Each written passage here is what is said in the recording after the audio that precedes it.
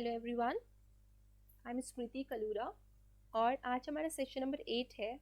इसमें हम even and odd function को कवर करेंगे।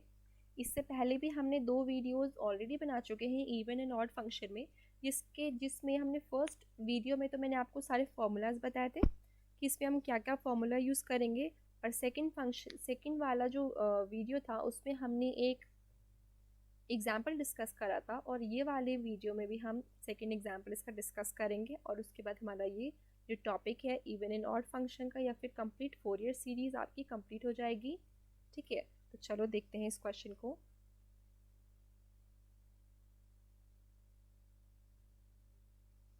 तो सबसे पहले मैं आपके पास क्वेश्चन लिखती हूँ।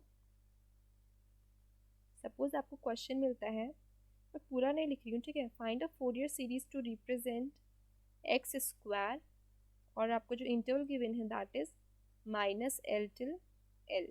ठीक है, इसमें देखो सबसे फर्स्ट स्टेप हमारा होगा, हमें फाइंड करना है कि ये फंक्शन इवन है या फिर ये ऑड है। ठीक है, तो एफ एक्स मेरा कितना है, एक्स स्क्वायर, और एफ माइनस एक्स, यानी कि अगर मैं एक्स को रिप्लेस कर दूँ माइनस एक्स से तो मेरा आ जाएगा एक्स स्क्वायर ही।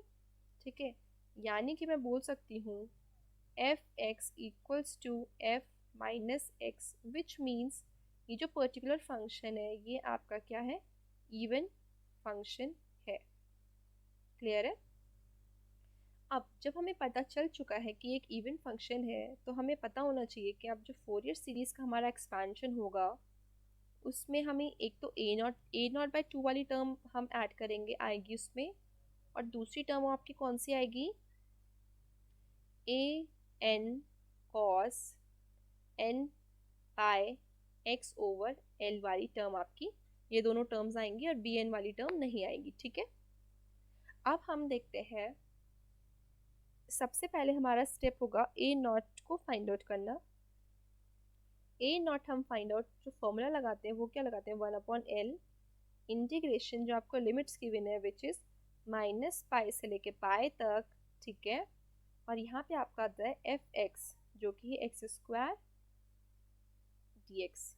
ठीक है, इसमें हम क्या करते हैं, मैंने आपको कल एक प्रॉपर्टी बताई थी जब हमने फॉर्मूलाज डिस्कस करे थे, उसमें हमने एक प्रॉपर्टी डिस्कस करी थी जिसमें कि क्या होता है, अभी आपके लिमिट्स क्या है, -L till L आपकी जो लिमिट्स हैं, अगर हम इसको चेंज करना चाहें किस में, 0 to L में, तो वो हम क्या करना पड़ता है, हमें एक 2 भी आउटसाइड लेना पड़ता है। ठीक है, तो ये हमने लगाया 2 integration 0 to L x square dx, और 1/L तो ये पहले वाला ही है। ठीक है, अब इसको हम सॉल्व करते हैं, इसको हम इंटीग्रेट करेंगे तो आपको क्या मिलेगा, एक्स स्क्वायर की जगह हमें मिलेगा x³/3। ये 2/3L को मैं बाहर ले लेती हूँ, इसको मैंने जो इंटीग्रेट करा है इसको मैं वैल्यू पुट करूँगी। ठीक है, जब मैंने वैल्यू पुट करा तो ये आया आपका L³ माइनस 0³ और आपका ये 2 बाहर आ जाएगा, और 3L जो कि हमने बाहर ले रखे थे वो हम बाहर निकाल देंगे, और ये अब आपको सॉल्व करके मिलेगा 2L²/3। ठीक है, तो ये आपका फाइनल एक्सप्रेशन होगा a0 का। क्लियर है। सिमिलरली अब हम फाइंड करेंगे an को। an को जो हम फाइंड करते हैं वो होता है 1/L इंटीग्रेशन -L से लेके L तक एफ एक्स जो कि है एक्स स्क्वायर, और ये क्या है, cos n pi x/L। Clear है। ठीक है, अब हम क्या करते हैं, क्योंकि हमारी जो लिमिट्स है -L to L है, इसमें अगेन हम वही फॉर्मूला लगा देते हैं जो हमने कल पढ़ा था। उसमें हमको क्या करना होता है, 2 हमको बाहर निकालना पड़ता है, और लिमिट्स हम चेंज करेंगे 0 to L को, और अंदर का फंक्शन हमारा एज इट इज रह जाएगा। ठीक है, अब हम इसको इंटीग्रेट करते हैं। ये हमारा first function, second function, 2/L को मैं बाहर ही रख रही हूँ। ठीक है, अभी मैं उसको इंक्लूड नहीं कर रही हूँ। तो देखो first into integration of second,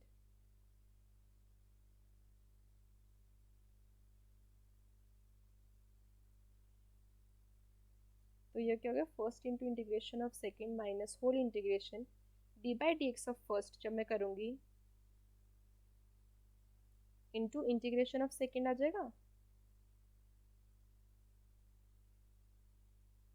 और इसके लिए मेरे को एक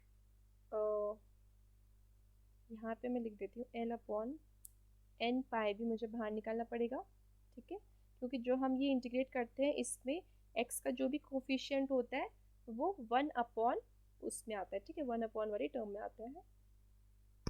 अब ये आपका हो चुका है, अगेन हम इसको इंटीग्रेट करेंगे, ये आपका फर्स्ट, ये सेकंड, तो ये देखो first into integration of second,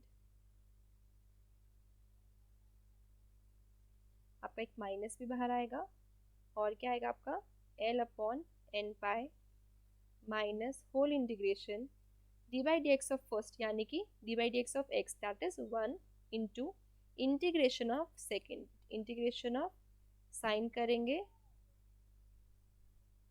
तो ये आ जाएगा, और ये प्लस भी आएगा, यहाँ पर ये चेंज हो जाएगा ना प्लस में, ठीक है।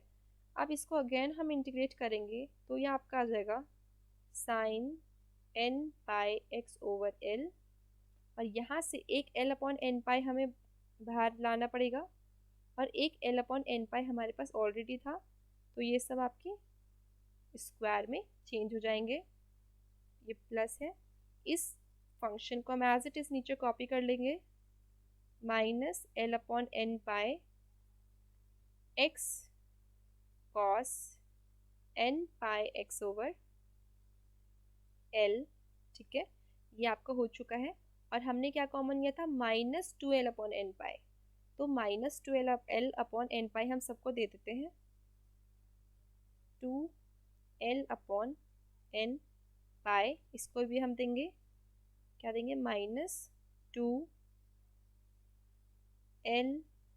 अपॉन एन पाई, ठीक है, और हमारा ये वाला भी आपका नीचे कॉपी कर लेंगे, L upon n pi x square sine n pi x upon L.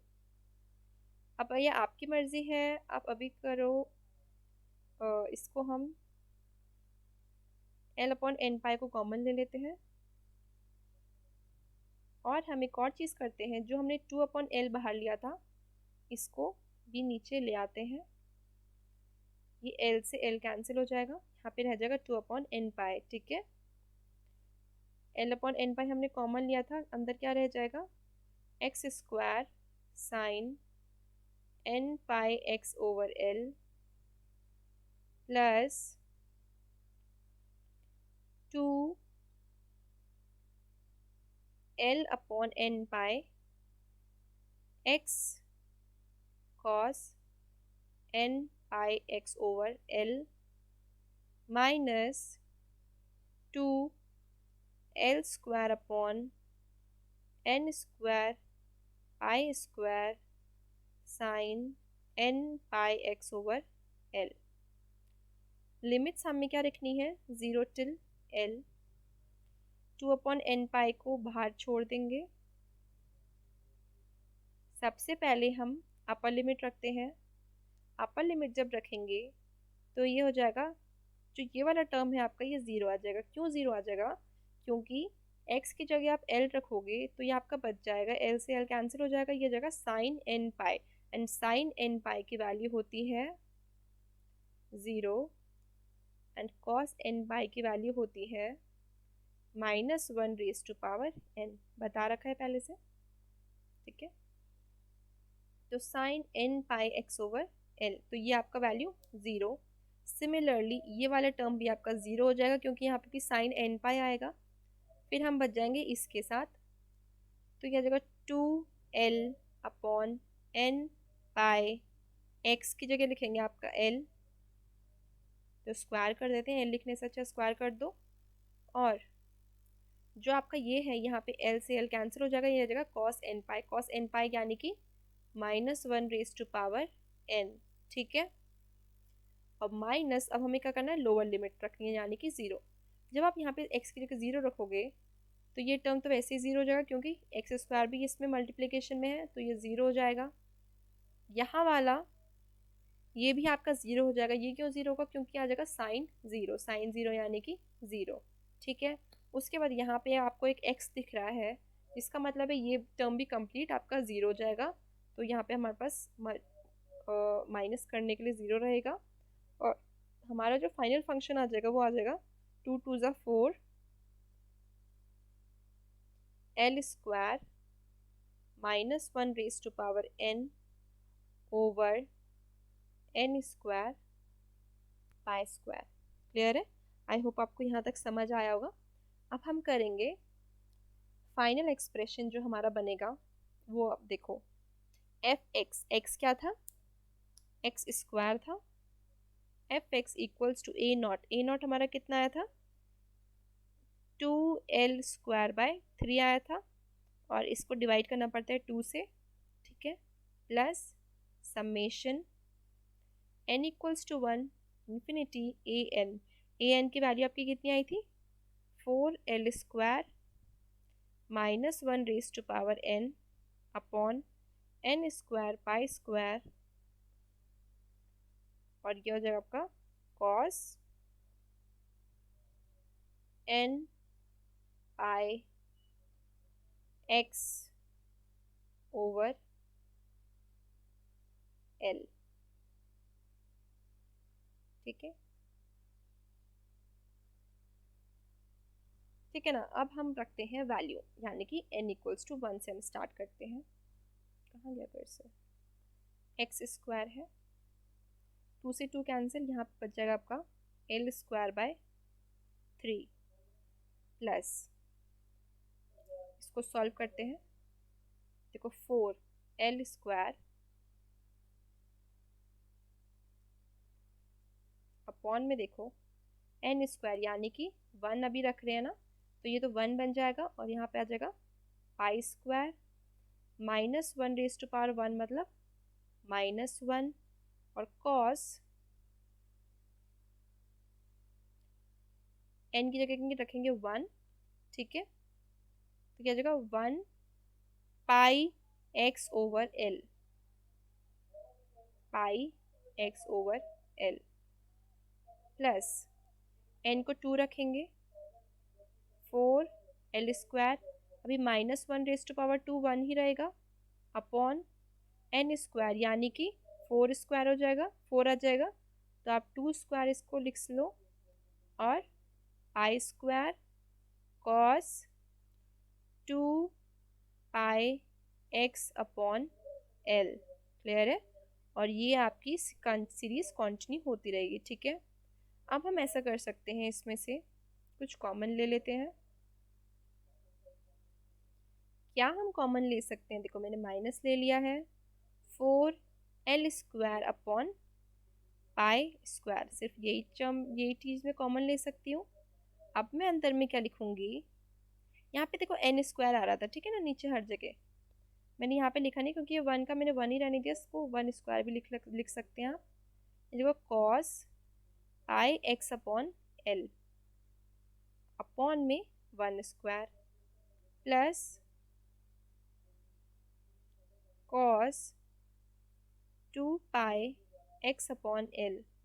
Wait, मैंने क्योंकि माइनस कॉमन ले लिया है तो ये अब आपका माइनस चेंज हो जाएगा अपॉन 2 स्क्वायर एंड प्लस, उसके बाद आपका आ जाएगा कॉस, थर्ड टर्म आ जाएगी cos 3 pi x upon l upon 3 square. Similarly cos 4 के लिए आएगा n equals to 4 5 6 7 8 till infinity, so this will be your final expression। Clear है? आई होप आपको यहाँ तक समझ आया होगा। और ये हमारा गाइज लास्ट एग्जाम्पल था इवन एंड ऑड फंक्शन का, और यही साथ ही साथ हमारी फोरियर सीरीज़ मेरे हिसाब से ख़त्म हो चुकी है, क्योंकि आपके जो यूनिवर्सिटी एग्जामिनेशंस होते हैं उसमें अगर कोई क्वेश्चन आएगा फोरियर सीरीज़ का, जो भी क्वेश्चन आते हैं वो बेसिकली यहीं तक आते हैं, इससे आगे मुश्किल ही कोई जाते हैं, इससे आगे का क्वेश्चन मुश्किल ही आएगा। ठीक है, सो अगर आप यहाँ तक भी प्रिपेयर कर देते हो तो I think it is more than enough. और आपके अच्छे मार्क्स आ जाने चाहिए। बाकी फोरियर सीरीज़ में तो आ जाएंगे, बाकी की जो टॉपिक्स हैं वो भी आपको अच्छे से पढ़ने हैं। So guys best of luck. अगर आपको मेरा चैनल पसंद आया होगा या फिर मेरे समझाने का तरीका अच्छा लगा होगा तो do like share and subscribe my channel. ठीक है, तो चलो मिलते हैं in the next video. Bye bye, see you.